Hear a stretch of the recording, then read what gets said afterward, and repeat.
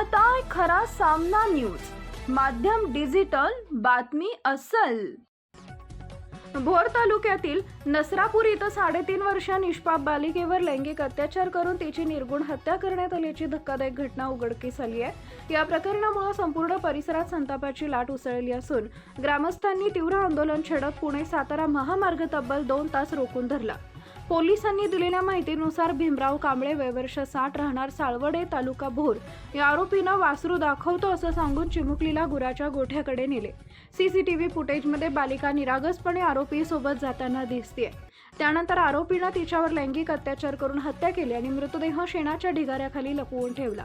ही बालिका सुट्टीसाठी आजोळी आली होती। बराच वेळ ती दिसत नसल्यानं कुटुंबियांनी शोधाशोध सुरू केली। दरम्यान सीसीटीव्ही फुटेजच्या आधारे ग्रामस्थांनी आरोपीचा माग काढत त्याला पकडून पोलिसांच्या ताब्यात दिले। दरम्यान पोलिसांनी पंचनामा आणि तपास प्रक्रिया सुरू असताना ग्रामस्थांनी माहिती न दिल्याचा आरोप करत नागरिक संतप्त झाले। हजारो ग्रामस्थ घटनास्थळी जमल्याने आरोपीला कठोर शिक्षा देण्याची मागणी करत बाजारपेठ बंद ठेवली। त्यानंतर संतप्त नागरिकांनी पुणे-सातारा महामार्गावरून उतरून रास्ता रोको आंदोलन केलं। रात्री उशिरापर्यंत महामार्गावर वाहनांच्या लांबच लांब रांगा लागल्या होत्या।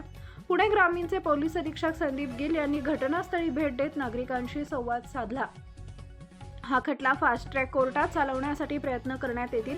15 दिवसात आरोपपत्र दाखल करून कठोर कारवाई केली जाईल असं आश्वासन देण्यात आलंय। Subscribe now and press the bell icon. Never miss an update.